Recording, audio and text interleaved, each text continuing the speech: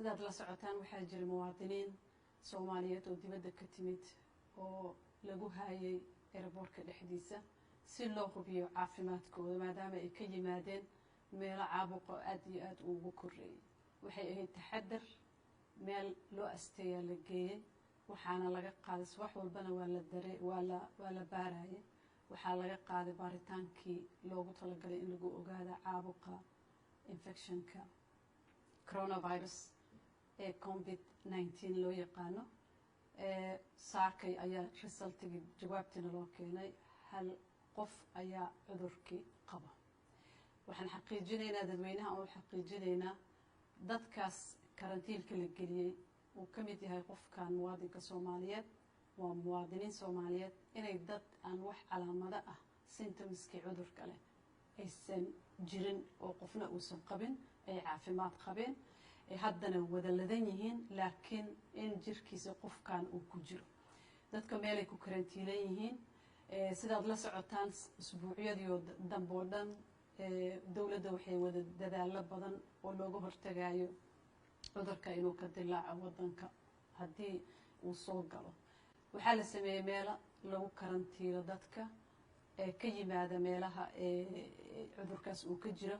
muddo ka yar 14 casho dadkaas hadda aan sheegayno ee ka yimid midkood laga helay waxay ahaayeen dad ka yimid meelaha caabuqa uu ka jiro waqti yar gudaheeda meelaha dadka lagu karantiilaayo waxaa loogu talagalay in dadka lagu haayo aan bulshada lagu daynin ilaa laga hubinayo laga qaadayo baaritaan la xaqiijinayo caafimaadkooda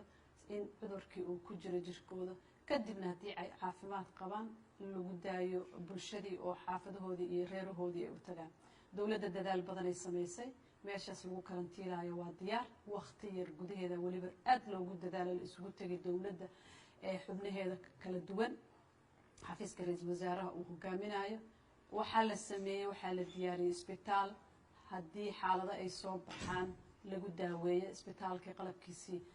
waa la nadiifiyey waa la baneeyey waa la diyaariyey si looga hortago in qofkii uu soo rito xanuunka yani u dayacmo dadaal badan ayaa jira qalabkii qaar waa la dalbay qaar waa naloo keenay wax dhib oo hadda ka muuqda dadkaas iyo qofka cudurka viruska korkiisa laga helay ma jiraan waxaan rabnaa ummadda inaan u xaqiijino inay isdejiyaan aan la socodsiin doona mar walba xaaladda meesha ay maraysa haddii ay wax soo kordhaan laakiin wacyigelintii wasaaradda caafimaadka ay hogaaminayso hay-adaha dawladda culamaa u diinka masaajidyada qaybaha kala duwan ee bulshada ay isugu tagtay way soconaysaa waxaan ka codsanaynaa ummadda inay dadaalaan inay taxadaraan ayagoo aanan argagax isgelinaynin ama dadka gelinaynin in ma aragtay wax kastoo lagu yareyn karo inuu cudurkaas fido in lagu yareeyo nadaafadda in lagu dadaalo in la iska ilaaliyo goobaha ay dadka ku badan yihiin in yacni shirarka ay baaqdaan haddii laga maarmo intooda badan safarada la gaabiyo si si loogu hortegi karo cudurka inuu faafo waa idin xaqiijinaynaa mar labaad dadkaas waa caafimaad qabaan waa korkooda waa malaha calaamado waa dad aan maalin walba la arko takhaatiir u tagaan la keergareeyo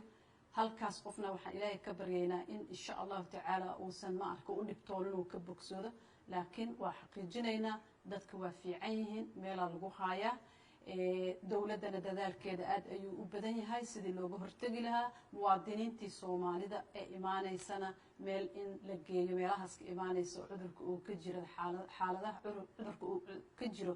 in iyagana lagu hayn doono meel gaar ah ilaa iyo in intii laga xaqiijinayo inay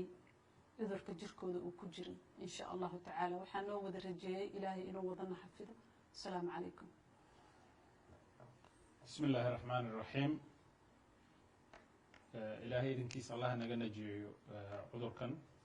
ما أنت أو تاريخ تاهي لحي طبقي بيش سدحات لبكن إلا بعتنك وحاشر دق سبوك عيري رئيس وزراء حكومة فدرالك الصومالي مدن حسن علي خير شركاس أو منوشر قدومين رئيس وزراء أي وحاكسو بحي قضب بدا صوص عدو دولة فدرالك الصومالية si ay uga hortagto una xakamaysto cudurkani faafa ee coronavirus ayaa waxay joojisay dhammaan duulimaadyada caalamiga ah ee waddanka yimaada ama ka baxa xamuul iyo rakaab intaba ka bilaabato dhammaadka 18 bisha March 2020 muddo 15 cisho ah macnaheedu waxaa weeyaan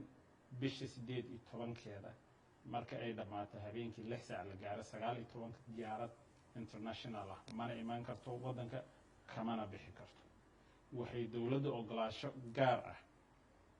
siin doontaa haddii uu ilaahay ka raali noqdo duulimaadyada la xiriira bani aadanimada iyo xaalado gaar ah